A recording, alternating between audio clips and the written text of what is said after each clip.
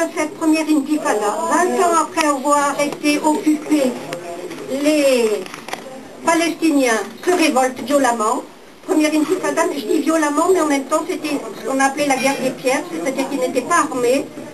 Et ça a été une révolte très populaire qui était menée par les jeunes, par les femmes, par la population locale. J'ai oublié de parler de la façon dont les Palestiniens sont organisés, mais enfin bon, tant pis. Et toute l'opinion publique s'est rendue compte que David et Goliath, ce n'était pas forcément ce qu'on pensait. En 88, date importante, devant l'intifada, la Jordanie, jusque-là, la Jordanie, avant, avait annexé la Cisjordanie. Elle l'a perdue en 67. Mais, dans l'esprit des Jordaniens, comme dans l'esprit de certains Israéliens, il y avait ce qu'on appelait l'option jordanienne, c'est-à-dire que la Jordanie pourrait peut-être récupérer une partie de la Cisjordanie. Et face à l'intifada, la Jordanie a décidé qu'elle ne demanderait plus à annexer la Cisjordanie, elle renonçait. Et elle a, ça doit être Hussein à l'époque de Jordanie qui a dit nous renonçons à cette partie de notre ancien territoire, ce sont les Palestiniens qui doivent la gérer. Et une fois que les Jordaniens ont eu renoncé, il y a eu un conseil national palestinien en novembre 88 qui a fait une déclaration d'une immense importance en disant eh bien voilà, nous renonçons à reconquérir toute la Palestine comme nous le voulions, parce que dans un premier temps, les Palestiniens voulaient reconquérir tout leur territoire. Et de guerre là, ils ont dit en 88, nous renonçons, nous admettons qu'Israël existe, nous ne voulons plus récupérer que 22% de notre territoire initial, à savoir la Cisjordanie et Gaza. Ce sera ça notre État. C'est une concession énorme. Et quand maintenant on vient nous parler qu'il faudrait que les Palestiniens fassent des concessions, je dis mais quelle autre concession on va leur demander? Que sur les 22%, il faut qu'ils en perdent encore combien? Voilà. Oui, c'est à peu près ça. Donc, en 88, l'OLP déclare qu'elle accepte un État palestinien seulement sur les 22% de la Palestine historique. Le Hamas est contre. Le Hamas continue à dire qu'il nous faut récupérer toute la terre. Et à partir de là, le Hamas va entrer en guerre, va faire des attentats, va tout faire pour que cette idée ne passe pas. Et je vais encore vous donner une date, et après c'est terminé. C'est 93, les accords d'Oslo. Parce que après l'intifada, après les déclarations de l'OLP disant nous acceptons un État sur seulement 22% de la Palestine historique, finalement, il y a, semble-t-il, un accord entre Israël et les Palestiniens. Alors ces accords d'Oslo au départ ont été accueillis dans une liesse formidable. Tout le monde se disait, tout le monde en avait assez en plus, disait ça y est, ce vieux conflit est terminé, on a trouvé la solution. Je me souviens dans le monde, il y avait des cartes qui paraissaient tous les jours avec le découpage des deux États en question, etc. En fait, les négociations ont été très très mal menées par Arafat. Il faut dire qu'il était en position de faiblesse par rapport à la pression américaine, parce que dans mon petit exposé, je n'ai pas parlé du rôle des deux grandes puissances, l'URSS et les USA, mais tant pis, on laisse tomber. Et donc les Américains appuyaient évidemment fortement Israël depuis fort longtemps. Donc Arafat se trouvait en position de faiblesse. On lui a beaucoup reproché aussi, on disait de lui qu'il a été un combattant extrêmement courageux.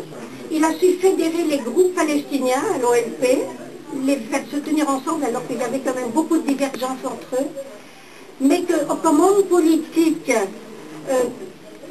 capable d'administrer une région, etc., il n'était pas à la hauteur. Et certains Palestiniens lui ont reproché, on dit, il avait une ambition personnelle, il était tellement fier d'être admis dans la cour des grands qu'il a cédé sur tout. C'est-à-dire que dans les accords d'Oslo, Israël reconnaissait non pas un État palestinien, pas du tout, mais reconnaissait l'OLP comme interlocuteur. Et en revanche, l'OLP reconnaissait Israël.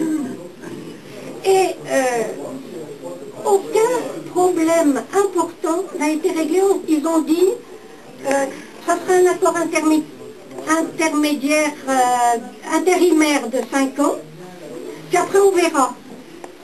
Résultat, rien n'a été réglé. Quelles étaient les frontières d'Israël? On ne savait pas, on ne les sait toujours pas d'ailleurs. Quel serait le sort des réfugiés? Parce que j'ai oublié aussi dans ma course de parler des réfugiés. Il y en a eu 800 000 au début, et puis après il y en avait de plus en plus, vu les descendants. Et c'est des réfugiés étaient un peu partout dans les pays arabes, et aussi en Cisjordanie, etc. Et à Gaza. Quel serait le sort des réfugiés? On n'en a pas parlé non plus. Quel serait le sort de Jérusalem? Et Jérusalem est très important parce que les Israéliens l'ont annexé dès leur victoire de 67. Or, Jérusalem est considérée par les musulmans comme la 3e ville sainte. Et si les Israéliens, tant que les Israéliens voudront garder Jérusalem-Est, le problème ne sera pas réglé. On n'a pas abordé le problème de Jérusalem non plus. Arafat n'a même pas exigé que la colonisation s'arrête. Si bien que dans les années qui ont suivi, elle a doublé. Et finalement, ces accords qui apportaient tant d'espoir, on s'est rendu compte que la situation devenait de pire en pire finalement. Parce que la colonisation a continué. Les accords d'Oslo aussi ratés parce que le Hamas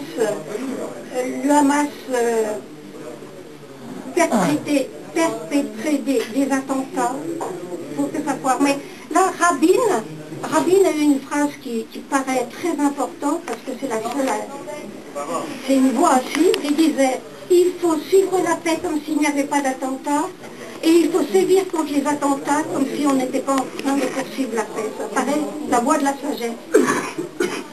Quand ils ont conclu cet accord d'Oslo, Rabin du côté palestinien et Arafat du côté Rabin du côté israélien et Arafat du côté palestinien, se sont heurtés des deux côtés à des oppositions énormes. Rabin était traité d'Hitler par Sharon, par Netanyahou. Et certains rabbins fanatiques ont dit, eh ben, on a le droit de le tuer parce que quand un juif fait du mal à son peuple, on peut le tuer. Résultat, en 1995, Rabin a été assassiné par un juif. Et à partir de là, j'ai envie de m'arrêter là parce que après ça, il y aura des accords de Camp David, etc., etc. Tous les accords vont rater. La colonisation va continuer et les Palestiniens vont être de plus en plus excédés, de plus en plus désespérés. Quand on conduit un peuple au désespoir, il est bien évident que seules des catastrophes peuvent survenir. Voilà.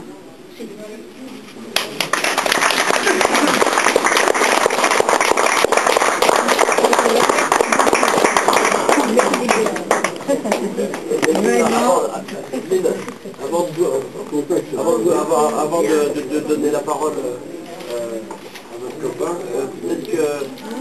peut-être que vous pouvez citer aussi dans de quelle association vous faites partie, pour quelles raisons, plus à point de vue plus personnel. Ah oui, c'est pas très personnel. Engagez-vous un peu, putain. Mettez-vous un bout du cul. Et c'est bien engagé, je vois.